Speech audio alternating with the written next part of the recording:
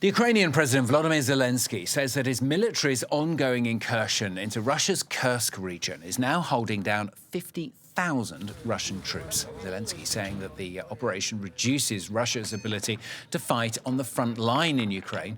It comes, though, as Ukraine is gradually being pushed back along that front line of more than 1,000 kilometres, stretching its own troops as well. Zelensky continuing to insist, though, that the incursion can be used as a bargaining chip, amid fears as well, though, that North Korean troops could soon join the fight in Kursk. Well, we're going to cross, first of all, live to Kyiv, talk to our Ukraine correspondent, Gulliver Cragg, who joins us from there. Gulliver, Zelensky, in his latest address, still full of support for that Kursk incursion, despite the critics.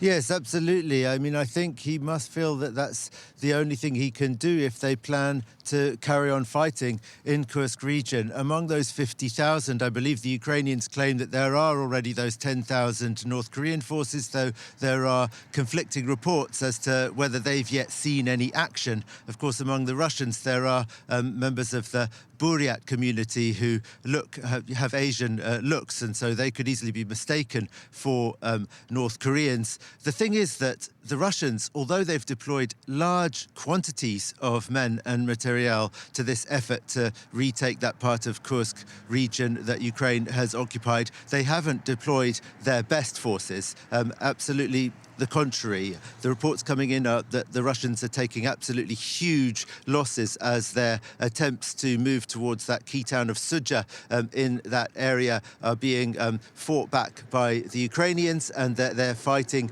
according to old tactics, not the kinds of tactics I mean that were used early on in the invasion in 2022, and many of the Russian brigades seem to have learnt from those mistakes and stopped using those tactics. And so the Ukrainians' analysis is that the Russians have got old generals in charge there, and that they're absolutely not deploying their crack troops. Meanwhile, Ukraine has got some of its absolute best forces engaged in defending Kursk region, and that's one of the reasons why the whole operation is coming in for more and more criticism, because clearly reinforcements are needed in the Donbass, and probably those experienced and well-equipped units would be the best people to deploy there. Yeah, let's talk then about the situation in Ukraine itself then, Gulliver. Frontline on the eastern Donetsk region, fears over a dam that's been damaged there that could flood villages.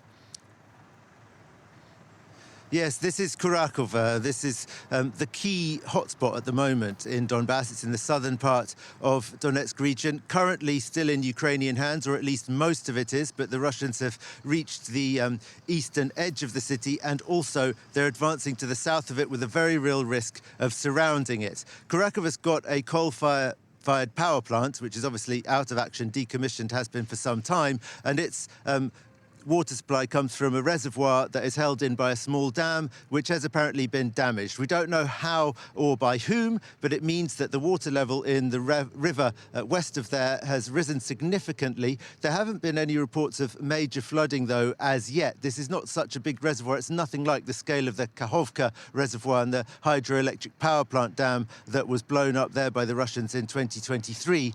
It may be actually that the main effect of this is to turn the river, which was more like a small stream before this damage occurred to the dam, into something more like a river that is more of a barrier that could be a protective defense line for the Ukrainian forces located to the north of that river, as the Russians, who are trying to encircle Kurakova from the south, try to push north. So it could end up being to the Ukrainians' advantage, though I stress there's no indication that that means the Ukrainians did it on purpose. There's just intense fighting going on in that area, the Russians pushing forward around Kurakova, as in many other parts of the Donbass.